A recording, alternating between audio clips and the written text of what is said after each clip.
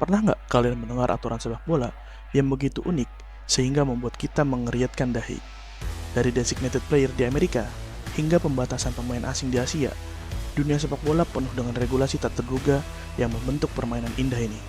Kali ini, kita akan membahas aturan-aturan paling unik dari berbagai penjuru dunia, memahami alasan dibaliknya, dan melihat bagaimana dampaknya terhadap klub, pemain, dan tentunya para penggemar di dunia sepak bola.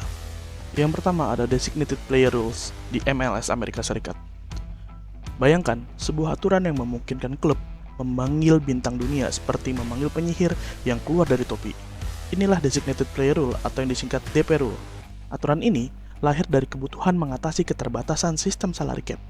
Saat David Beckham bergabung dengan LA Galaxy, klub ingin membawa kilau internasional ke liga mereka.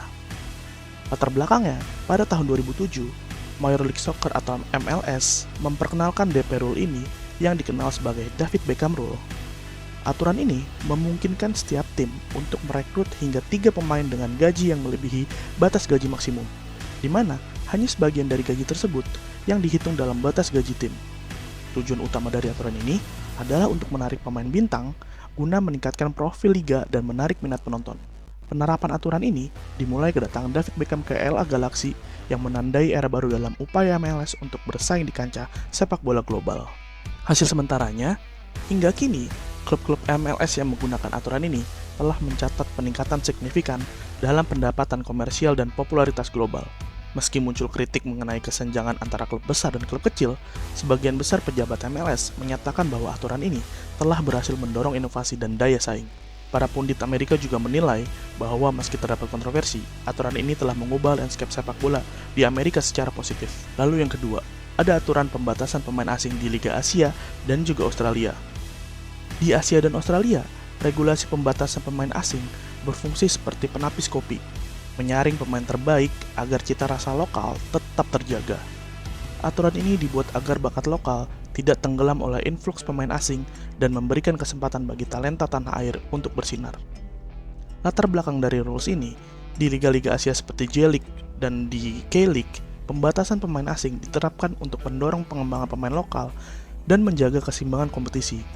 Misalnya, J-League mengizinkan klub untuk merekrut sebanyak mungkin pemain asing, tapi hanya 5 pemain yang dapat dimasukkan ke dalam skuad pertandingan. Aturan ini bertujuan untuk memastikan bahwa pemain lokal tetap mendapatkan kesempatan bermain yang signifikan.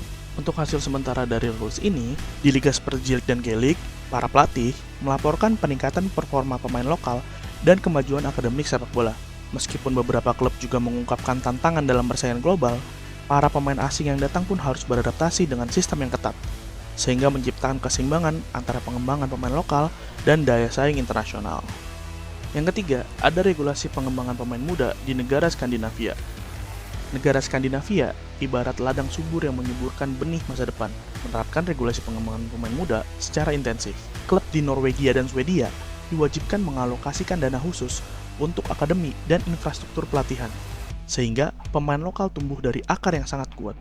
Latar belakangnya, negara-negara Skandinavia seperti Norwegia dan Swedia menempatkan penekanan besar pada pengembangan pemain muda melalui regulasi yang mendukung partisipasi anak-anak dan remaja dalam olahraga. Misalnya di Norwegia, terdapat Children's Right in Sports yang diperbarui oleh Majelis Umum pada tahun 2007. Kebijakan ini menekankan prinsip inklusi, permainan yang sesuai dengan perkembangan anak dan pengembangan sosial.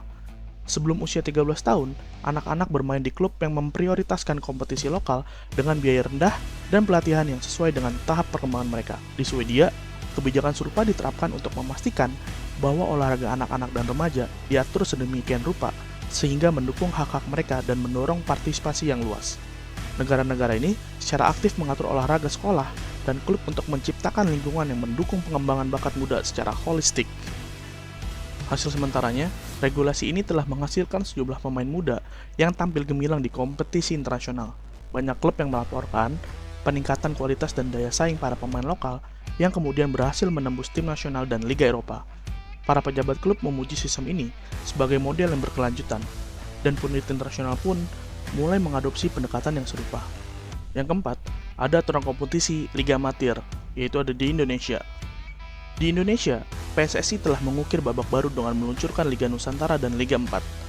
Regulasi di Liga 4 seperti batasan usia dan keharusan melibatkan pemain senior, dirancang untuk mengasah bakat muda sekaligus memberikan panggung bagi klub-klub lokal untuk bertumbuh.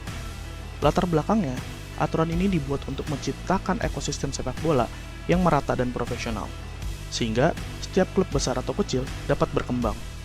Dan hasil sementaranya, sejak peluncurannya, Liga 4 telah menunjukkan potensi besar. Beberapa klub lokal sudah berhasil menarik perhatian dan menghasilkan pemain muda yang berbakat, yang kemudian direkrut oleh akademi yang lebih besar. Para pengamat menyebutnya sebagai laboratorium sepak bola, yang memberikan harapan baru bagi masa depan sepak bola Indonesia. Yang kelima, ada inovasi teknologi, VAR dan semi-automated offside di Liga Eropa. Teknologi telah menyelinap ke lapangan hijau, mengubah cara kita memahami dan menikmati sepak bola.